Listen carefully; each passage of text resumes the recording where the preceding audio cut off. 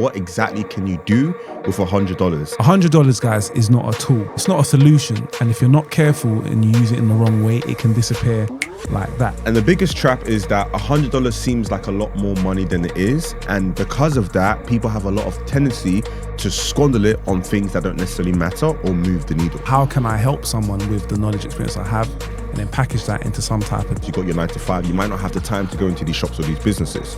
So what you can potentially do... If we gave you £100 to start a business, the $1 million question is, what would you do with it? Most people will spend it on a logo, a fancy website, or even just coffees to brainstorm. In today's episode, we're going to show you exactly how £100 or $100 can turn into your first business. And at the end, we're going to give you a simple £100 action plan you can copy right now.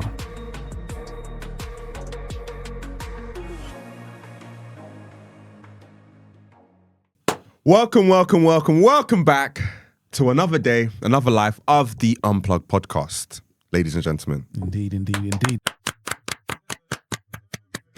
Let's go. And if you guys are joining us for the first time and have been living under a rock due to the tube strikes, we are the Unplug Podcast. And we are here to help people unplug from societal norms and live life on their own terms. Indeed. We are for the solopreneurs. Mm-hmm. We are for the creators. Tell them again. Are you tired of living life on autopilot? Because if you are, this is the channel that's going to inspire you. It's going to motivate you, and it's going to make you feel like I need to change my life. So lock in, get that cup of tea, some biscuits, and lock in. So this is part 2 of our limited 4-part series of $0 to $100,000. And in today's part, we're going to talk about what exactly can you do with $100. And the biggest trap is that $100 seems like a lot more money than it is. And because of that, people have a lot of tendency to squander it on things that don't necessarily matter or move the needle. $100, guys, is not a tool. It's not a solution. And if you're not careful and you use it in the wrong way, it can disappear like that. But if you're smart, you can amplify it to increase and improve your side hustle. Definitely. And I think when you're using this $100 or £100 you have saved up, you always sort of need to segment it.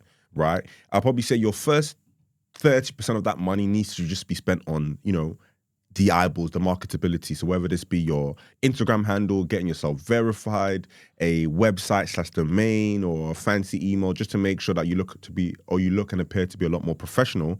And the rest can be spent on sort of micro ads. You can sort of set like a £5 a day budget just to get eyeballs on your business. Mm-hmm. But what would you say are some examples potentially that people can do, because we're all about practical steps? Of course. So I know in the last episode, if you haven't checked it out already, go and check out part 1 of the 4-part series.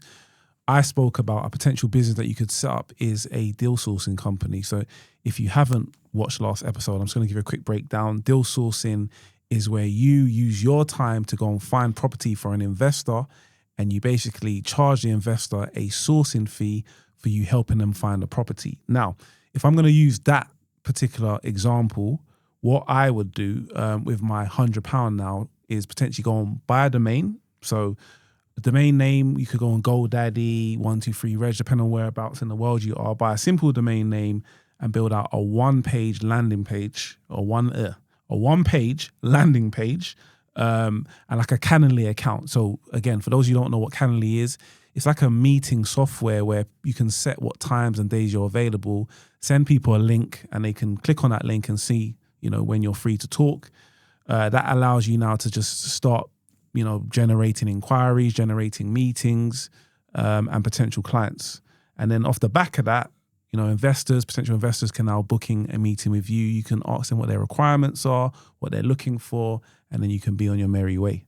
100%. Now, thinking more so from like a service-based business, outside of property now, I think, again, you probably want to spend your first sort of 30% on sort of creating that domain / email and a very, very basic landing page. It doesn't need to be sexy. You're going to iterate, you're going to change it time and time again. Don't focus on your branding, your logos, your colors. That will always change, right? Then you want to probably spend the next sort of 25 to 30% on some form of ads campaign, right? Or if you don't want to have, or maybe perhaps you don't have the time to do it, you can always hire someone at online.com PH jobs or something like that, or online PH jobs. No gatekeeping. Yeah, well, no gatekeeping around here, which is basically you can hire a virtual assistant from literally anywhere from about $2 to $4 an hour, and then they can do a lot of outreach to you. So whether it's just like contacting businesses, perfect example, maybe you offer a shoe cleaning or window cleaning service right now. And right now you need to focus on getting more clientele. And in addition of you maybe going into shops, but maybe because you got your 9 to 5, you might not have the time to go into these shops or these businesses. So what you can potentially do is hire someone for $2 to $3, right, an hour. In an hour, you can probably DM about 30 people, right? So if we're going to sort of times that by 10, you want to get to 1,000 people, $2 an hour, $3 an hour, that's anywhere from $20 to $30 spent just on that outreach, right? And you've reached out to 1,000 businesses. Say 10% of those business, that's 100, are potentially interested, and 10% of that 10%, that's 10, are potential clients, right? And maybe they pay you £50 per clean. That's £500 you just made from a $2 investment or a $20 investment in just hiring people, and you still got that $50 left or so, $40 left or so of your initial investment. So the whole point of sort of looking at this small amount of money, or this starting budget, let me even call it small, because there's a lot to some people. The starting budget is looking about how you can segment it and properly apply. And again, we spoke about in previous episodes when we spoke about like the power of reading, and one of the books I'm reading right now is the 80-20, right? And just look to see how with a 20% effort, what a 20% effort can cause that extra 80%, right? And looking at leverage. So I think that's sort of like a nice little starting on a small sort of service-based business. Yeah, no, definitely. And I will go to what seems to be quite popular at the moment, and is a very sort of low budget way to get yourself up and running in business, is to create what's called a digital product. So we all have some knowledge, some expertise of something, and we can all package our knowledge and expertise and our experience into a service. Freeman speaks about a lot of time where you can be handsomely rewarded for solving people's problems. So you ask yourself, what skills do I have? What experience do I have? What, can I, or how can I help someone with the knowledge experience I have? And then package that into some type of digital product, whether it be an ebook, it might be a video of you, I don't know, you might be a therapist. So you decide to, do a course around how to deal with stress or whatever it might be. You package that into a digital product. And, you've got websites like, what's it called? Gumroad. Yeah, Gumroad. The one what's the other one that Standstore as well. Warp. That are free to basically put your now digital product on there. And then you can use your budget to, like Freeman said, for marketing purposes and drive traffic to your page. So digital-wise, there's another idea in there as well. 100%. I feel like the older, more traditional ways of like marketing, like business cards and flyers as well, like it's good, but again, it's very, very not the most cost-effective way, and it's very sort of like time-consuming as well. So I think going digitally in terms of your marketing, whether it be through ads or leveraging cheaper resources or work efforts, it's a way better way. Now, getting a bit more personally, John, right? Obviously, in the last sort of part of the series, we spoke about our first kind of businesses that we both, and coincidentally as well, we both sold phones. Again, if you guys haven't watched that, make sure you watch part 1 to see what our first sort of, gigs that we did or side business that we did with no money. So what would you say is like your sort of earliest side hustle that you started where you had a bit of money, £50, £100, couple £100, where it's like, cool, I've got a bit of change now. What can I do? Did you double down, or did you sort of like sidestep into something else? Okay, so when I had a little bit of money, I laugh. I went to go and check Bossman. And Bossman was selling like Air Force Ones for like £20 and that. This is actually crazy. Bossman was selling trainers for like £25, tracksuits, hats. I don't know where Bossman was getting them from, but he was selling them mad cheap. So I thought in my brain, raw, I can buy a pair of Air Forces for £25 from Bossman, put them on eBay and add a little markup, say £30. I'm in business. And literally with my little bit of money that I had, bought my first bit of stock. I think I might have bought 5 pairs of Air Force Ones for like, negotiated with him. So I managed to get 5 pairs of Air Force Ones for £100. Right, that's just about getting you one these days. And then marked it up. And then, eBay, great marketplace. And then, I was off and running, man. That is, bro, I kid you not, guys, we're not planning this, bro. I did it, and my Reg and Julio as well, one of my good friends as well, I did it with him. So, but ours was like, we knew it was evidently like replicas. Yes. So we used to sell replicas, Yes. right? But like a bit more designers, like your Gucci stuff, your LV stuff, and then I think we put in about £100 each to get our first sort of stock that come from China, and again, we were just sort of selling stuff, but this is through Instagram. But we let people know that they were like one-on-one fakes. So we're not like just like out here like scamming people, I suppose. But we let people know that they were like one-on-one. Give me the maddest sound. No comment. Allegedly. Listen, all my customers are happy. Yeah, I was gonna say I No never had one refund. No return. So we used to sell like I had a no return policy, bro. So the scene, bro. So yeah, literally, we used to sell replicas, reps, and then we had a whole Instagram. And, bro, Carlo was making a lot of money, making like, bro, like revenue wise, a couple grand, few £1,000. And then I think he was at uni at the time. I think I might have just started my, we was at uni or just college, like that kind of like phase, like 18, 19 years old. So I was thinking, flipping, it's not too bad. But yeah, guys. So that's 2 for 2 now. So we're interested to see what the next episode. Next one is. So guys, as you can see from the examples that we've given, or even in our real life examples, you can literally start a business with about $100. And especially in today's age where there's technology, it's all a matter of eyeballs, right? So whether, again, in our last sort of episode, whether you're using your skill, you're using your talent, or you're using your passion, digitize it. Put it in a PDF. I can 110% guarantee that there's something that you can excellently do that someone else struggles to do, right? And if you can digitize that, use ChatGPT, put it in a nice 3-page document, right? Like me and JP was talking just off camera. He said, I know how to really do well with stress. I said, bro, that should be its own, business in itself. So whether you help people overcome flying, or maybe you're a first-time mother and, you're helping maybe young mums, sort of whatever it may be, digitize it. Put in a product. Put in a PDF, fill it to 10 people, and then give it for free to at least 3 people. See and test that it works. People find it helpful. There's your testimonials. Put that on your website. Again, put that on your website. Then now what you can now do, £5 a day, Facebook ads, £5 a day on some cold outreach, and put this to your certain demographic of what you can do. Don't know how to do ads? Go on YouTube. How do I run ads at $5 a day?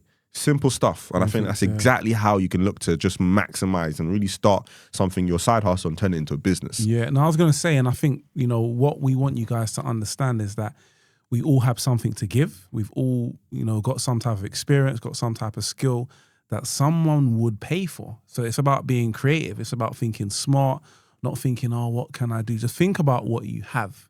Like there's a famous saying, there's a book by the guy who wrote Pursuit of Happiness. And he was like, deal with what you've got in your hand.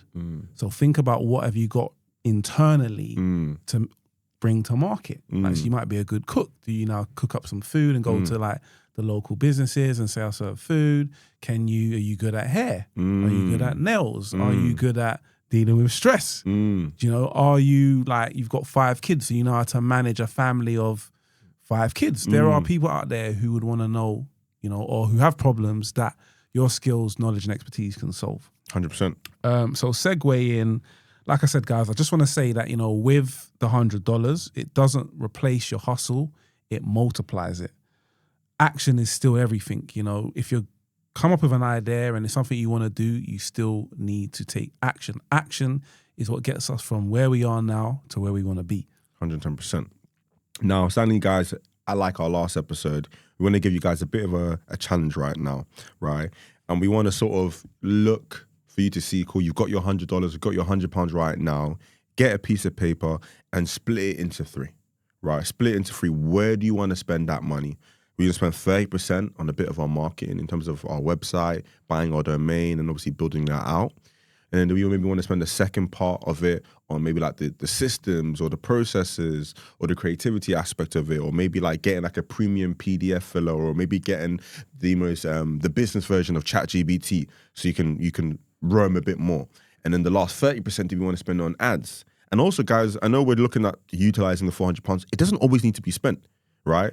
I always, love having this conversation with my missus. Just because you have money doesn't mean you have to spend it, right? So again, similarly as well, just because you've got the £100 doesn't mean you have to spend all of it. If you can do what you need to do with 50, happy days. And then once you see it working, then you can double down, you can add more resources to it, right? Hopefully you found this episode to be beneficial, guys, and also put in the comments what you're sort of using your £100 to do, or even what you've done with your first challenge off the back of part 1 of this episode. Cool. So, guys, this is the part of the episode called Plug Bites.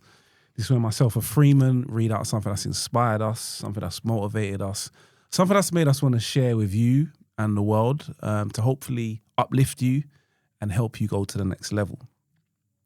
So, my plug bite reads, and this is from Warren Buffett. Warren Buffett once said, "Do not save what is left after spending, but spend what is left after saving." This applies to business. Don't waste money, guys. Use it wisely. It's so easy to have a certain amount of money and just go out and just spend it all. But like I said earlier, you've got to be wise. You've got to be smart. You've got to really allocate your funds in the best possible way to allow you to get that return, to allow you to improve on your investment. But if you're wasteful with it, then you'll just end up losing your money and the game will be over, man. My plug back reads, this is from James Clear on Atomic Habits. And it says, and this is just more so on a mindset perspective. And it says, the most practical way to change who you are is to change what you do, right? And this echoes into a big thing that we always say on the pod. If nothing changes, right? And I feel like what we're sort of doing with this limited series right now is to show with incremental changes how you can get to the person that you want to be effectively right now. So just putting pen to paper right now, making small changes. You know, it's always good to sort of plan, months, years ahead, but just sort of look at the next few days, look at this week, look to see what you can plan out and just change what you are doing, which will inevitably change to be the person that you want to be. And I almost feel like as well, when you're starting out, maybe don't even look at it like a business, because when you start thinking of it as a business, you start to overcomplicate things. You start to overthink things. Just look at it as a side hustle. You want to get your side hustle to just start making you money. Once you can see that it makes you money, you've got a proof of concept, you can kind of double down. But just understand, the first part is the seed. And if you plant it in the right way or in the right soil and you water it, guys, it will grow. And then, you forever have growth and, the journey then begins. 110%. But guys, I really hope you are enjoying this limited series. Please comment. This massively helps. We respond, watch, like, love every single comment. Guys, we are well on the way to 500 subs. So please make sure you're liking, you're sharing, and you're subscribing. And as always, please make sure you tell a friend to tell a friend, tell your mum, tell your dad, tell his mistress. Please. Funny enough, we might actually get on the pod. But as always, guys, love. Elevate.